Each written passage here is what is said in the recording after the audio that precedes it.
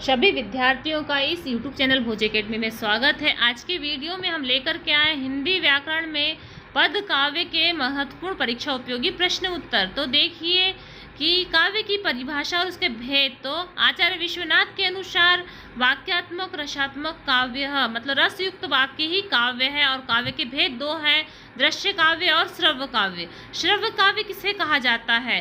तो सुनने वाले काव्य को श्रव्य काव्य कहा जाता है, जैसे कि कविता, कहानी, उपन्यास। उसी के बाद हम देखते हैं कि दृश्य काव्य किसे कहा जाता है? तो देखने वाले काव्य को दृश्य काव्य कहा जाता है, जैसे कि नाटक और एकांकी, जिसे देख कर के आनंद की अनुभूति होती, वही दृश्य काव्य है। फिर देखते हैं शैली की दृष्टि से काव्य के भेद लिखिए। तो शैली की दृष्टि से काव्य के 3 भेद हैं, पद्य काव्य, गद्य काव्य और चंपू काव्य। उसके बाद में हम देखते हैं प्रबंध काव्य का अर्थ लिखिए। तो वह काव्य रचना जो कथा सूत्रों या छंदों की तारतम्यता में अच्छी तरह बंधों को प्रबंध काव्य कहा जाता है। उसके बाद में देखिए प्रबंध काव्य के भेद लिखिए। तो प्रबंध काव्य के 2 भेद हैं, महाकाव्य और खंड काव्य।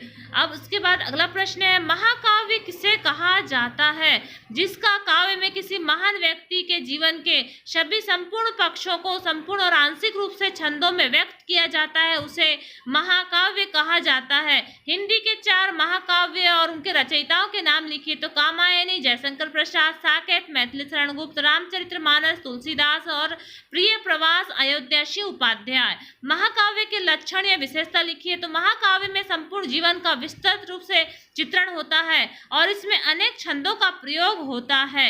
इसके बाद अगला प्रश्न है, खंड काव्य किसे कहा जाता है? वह काव्य जिसमें किसी महान व्यक्ति के जीवन के किसी एक मार्मिक घटना का चित्रण हो, वह खंड काव्य कहलाता है। उसके बाद देखिए कि हिंदी के 4 खंड काव्य और रचनाकारों के नाम लिखिए। तो पंचवटी मैथिली शरण गुप्त, सुदामा चरित्र नरोत्तम दास, हल्दी घाटी श्याम नारायण पांडे और पार्वती मंगल तुलसीदास। खंड काव्य और महाकाव्य में अंतर लिखिए।